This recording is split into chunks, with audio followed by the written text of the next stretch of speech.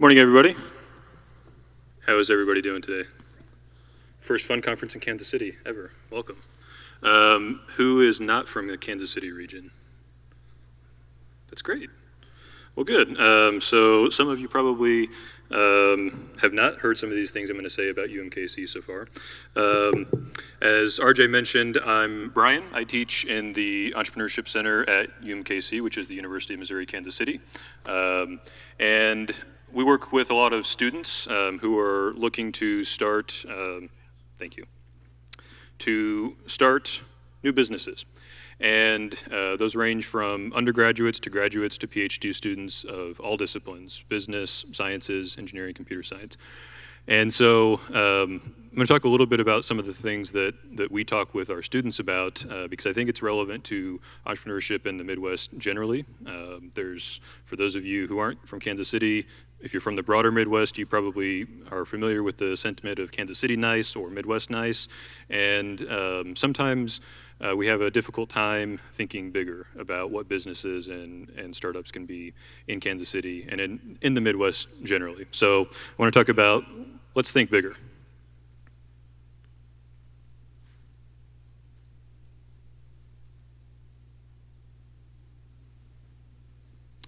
Is anybody, so I asked if anybody who's from Kansas City, is anybody from Brazil? Okay, I'm not either. But I did live a few years in South America, and I became fluent in Spanish. I also became not quite fluent, but pretty close to it in Portuguese, which is the language of Brazil. And so I listen to a lot of Brazilian music, and there is a Brazilian hip-hop artist named Hashiji, and he has a really good song, which translates to "What if?" And this is the chorus of that song. He says, "What if? What if everyone who's what if this was all a dream? What if everyone who said no was right? What if I had never asked myself what if in the beginning? What if this wasn't all just a dream? If you give up, you lose the chance to hold the world in the palm of your hand. What if every MC asked himself what if before picking up the mic? Ask yourself what if." And so I bring up these quotes specifically because this is exactly the phrase that I ask my students to think about. Every day they come to class, every day they're working on a business. I want my students personally and our students generally at UMKC to think about what if. So as I mentioned, I'm with UMKC. If you are here from out of town and you have not yet had a chance to explore Kansas City, I recommend swinging by UMKC. That's our campus. We're located a little bit south of the plaza there. And so I've got a couple of notes here I want to go through.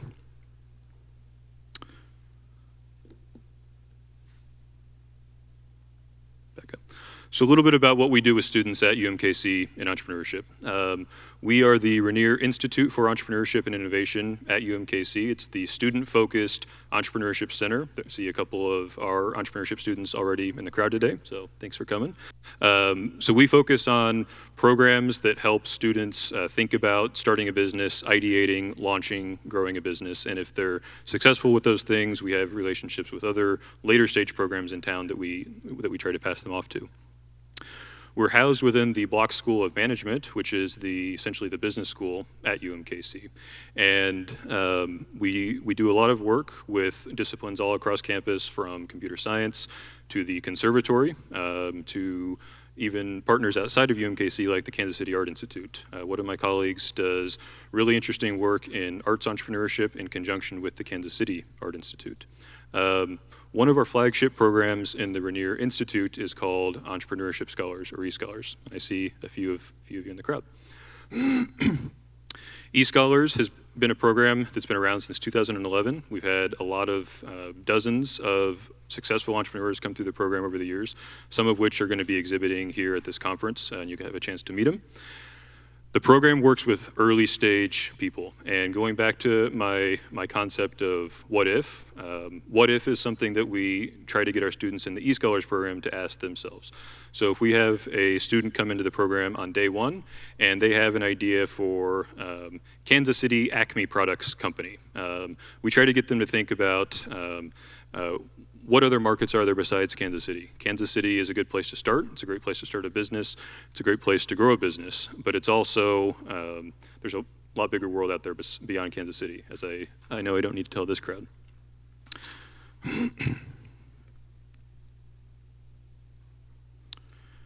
So the Midwest is a wonderful place to grow and start a business. We have low cost of living. We have fantastic access to a pool of talent here in Kansas City. But as I alluded to a little bit earlier in the morning, one of the disadvantages, as I see it, for starting a business in the Midwest is sometimes we don't think quite big enough. We're a little bit conservative, just personally speaking, not politically speaking. And sometimes that means we're not thinking big enough about what our businesses could become. So why do we need to think bigger? The pace of change is blistering today, and it's only accelerating. People in Kansas City, and if you're from another city in the region, I'm sure this applies to your city as well.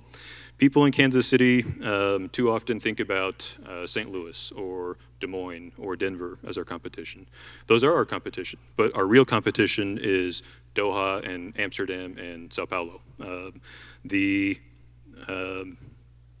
We desperately need more original thinkers, and entrepreneurs, all of you, and those of you who invest in entrepreneurs are original thinkers. You're helping to fund and grow the what-ifs of tomorrow. Thinking big does not equal doing the impossible. With our students at UMKC, we work to push them to think big, but also to break things down into smaller steps so that they can get to those bigger goals.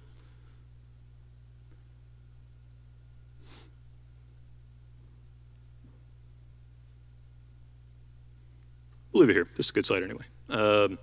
So I wanted to give a couple of stories of some specific what-ifs of students that we've worked with. Again, I've mentioned some of these ventures may in fact be in the exhibition hall later today. And I'm not going to name any names just so I don't embarrass anybody. But there's one what-if, a couple of students who came and worked with our eScholars program. And one of the founders of that company said, what if I could help to make life better for permanent amputees all over the world? And so that was the big what if that he started out with.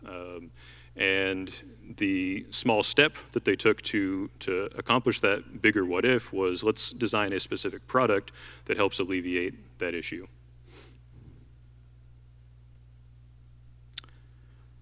Another what if is, how can we make K-12 education not suck? So that's a big what if. It's a big challenge. It's a big societal problem. That's a problem that one of our ventures that came through our program is working to fix, and he may be here later today.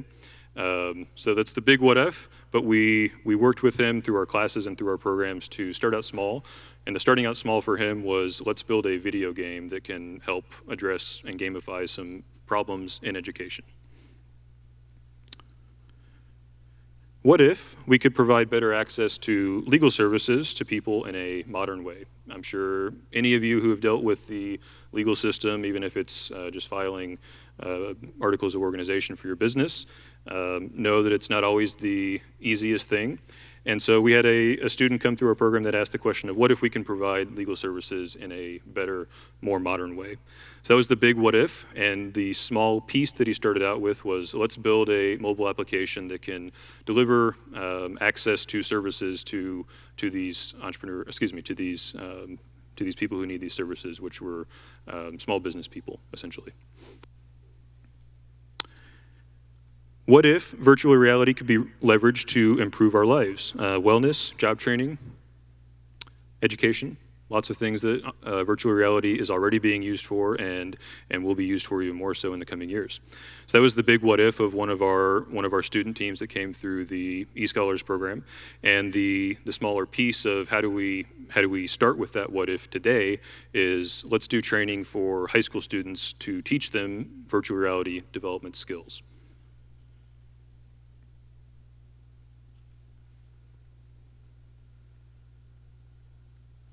Still no slides, and it's still okay. I've given you a few examples of some of our students that have asked themselves, what if? And so I want to challenge everybody here. The students that we work with, we do a lot of work to give them meaningful experiences in real entrepreneurship in the community. And so we can't do that without all of you in this room. And so if you are local to Kansas City, or even if you're not, one thing that you can help us to do to help our students ask themselves what if is partner with us. We have a lot of students who do internships in startups and in other entrepreneurial support organizations. We do a lot of commercialization projects, and students oftentimes get involved with those. There's a lot of ways to get involved with the university and with students.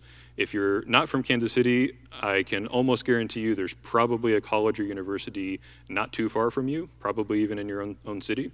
Even if they don't have an entrepreneurship center, I challenge you to reach out to them and see how can you engage with their students. Students are thinking entrepreneurial, they want to start things, but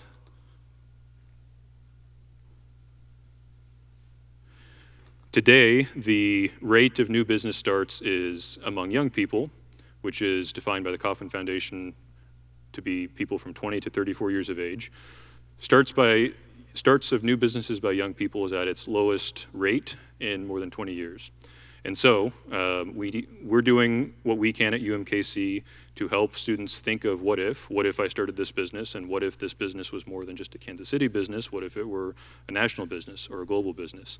But we need all of you to help push our young people to ask themselves, what if? Follow us on Twitter. We are at UMKC_RIEI, which stands for Renier Institute for Entrepreneurship and Innovation.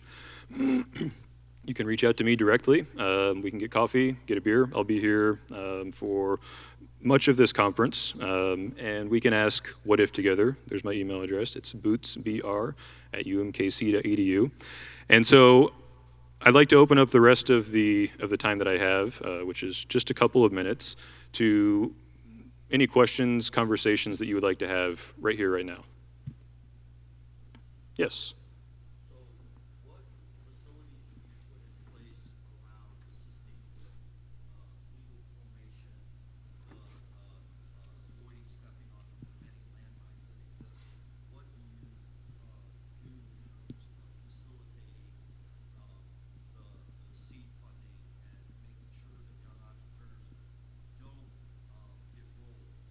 Because there's so many people who are willing to harvest their ideas, but then I also find that they have a wrong idea about the value of their ideas, because without the oxygen, aka capital, go anywhere. So what do you do to put concrete steps in place around legal formation, setting the expectation of how much of the company are they going to give up, how much of the company are they going to own after Series A, B, and C, and so on and so forth? Yeah. So sounds like two questions there: legal and fundraising, essentially, cap table. Was there a third part that okay? So I will answer your questions. One thing I wanted to also mention to our students is related to your question is be sure that you're solving a real problem. It's great to have an idea in your head, but the only value and the only way to validate that is in the marketplace, to the gentleman's point. And that's capital and it's customers' dollars. And so to answer your questions about legal, in our eScholars program, which is our student accelerator program, we have a really strong partnership with UMKC's School of Law, and in particular with Professor Tony Lupino. He is a professor of law at UMKC, but he works directly in our program to share for people who have zero background in legal, what it means to form a company, start a company, what the different types of company structures are, why they matter. In addition to that, he's developed a really strong stable of pro bono attorneys who work with students in our programs on all sorts of legal issues. And so those might be fairly routine things from organizing the company all the way up to more complex things of thinking about raising capital, thinking about intellectual property, things like that. And that's related to the second part of your question, which was related to the cap table, basically. And so that's something else that we talk about in the eScholars program, which is our accelerator program, but also in our regular classes. If you have an idea by itself is worth very little. The big part of the value in the idea is the hard work that the student or the entrepreneur, whoever it is, does to grow that idea into a tangible business and product. And so one thing we say is,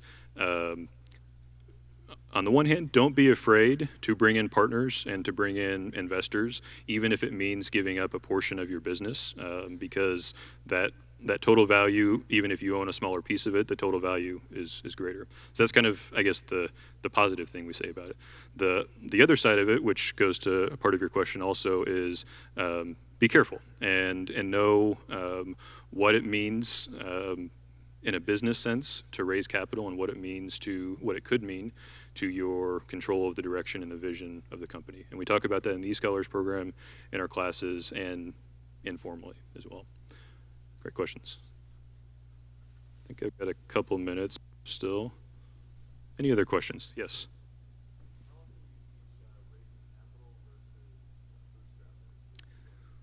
Yeah, that's an excellent point. As you probably know, a small minority of people, of entrepreneurs, will ever raise any venture capital. And so our students, the vast majority of entrepreneurs generally, are going to be bootstrapping or strapping and a combination of other things. And so that is, especially for our students, we really push them to think about feasibility. Feasibility meaning, if someone has an idea for a teleporter, maybe it's feasible for NASA to do, but what's feasible for you as a student to do today? Meaning, what can you do with your own skills and resources that you already have? What can you do with your own network that you already have? What can you do with the financial and other resources that you already have or that you can access in your immediate network? However, that also does go back to my point of what if. So even though most entrepreneurs generally and most of our students are not going to be talking with venture capitalists, at least out the gate, we do push them to think of what if, so that they are thinking, what could I do if I had more resources, but also what can I do today and what should I do today with what the resources are that I already have. Other questions? Yes. As a former e-scholar, I just wondered if you could talk a little bit about the mentorship aspect of scholars. Yeah, that was, thank you. Thank you, Plant. No, I didn't plant her there. So that was, it's another really important way that you, an entrepreneur, as an investor, can get involved with UMKC if you're local to Kansas City, or that you can get involved in your own hometown's college or university, is through mentorship. So one of our strongest assets in our entrepreneurship programs at UMKC is our mentorship programs. We have over 150 mentors in varying capacities who work with our students, and that's everything from one-on-one mentorship, which is really the strongest and most important element of the eScholars program, but also lots of other opportunities for mentorship. And we see mentorship as one, certainly contributing industry expertise. If someone's starting a business in ag tech and you have ag tech experience, of course that's important, but just as important, especially for, I think, our early stage entrepreneurs being students, is the accountability and the life skills that you can bring to the table that many of them may not have yet at this point. Yes.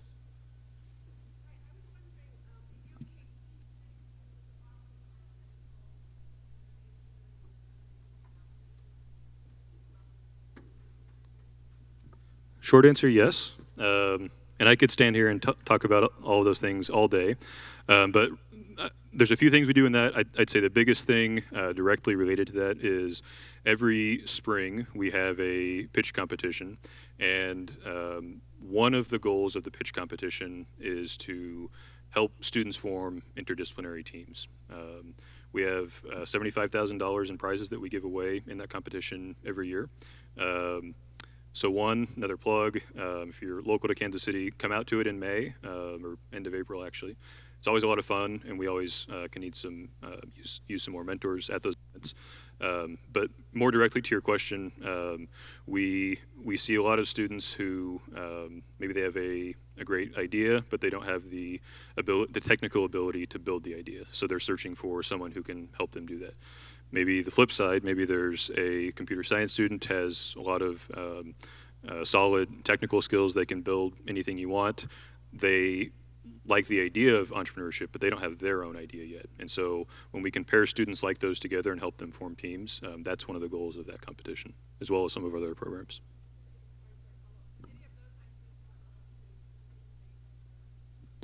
Yes. In fact, I think at least a couple of them are going to be here in the exhibit hall today and tomorrow. Yes.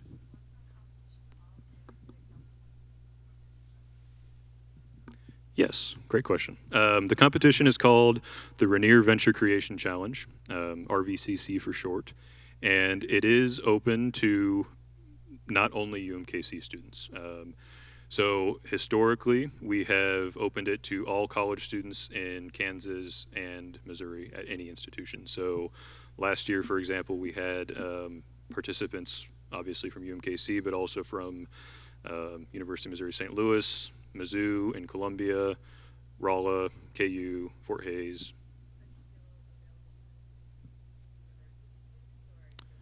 For the moment, it's university students. That may change. Stay tuned. Any other questions?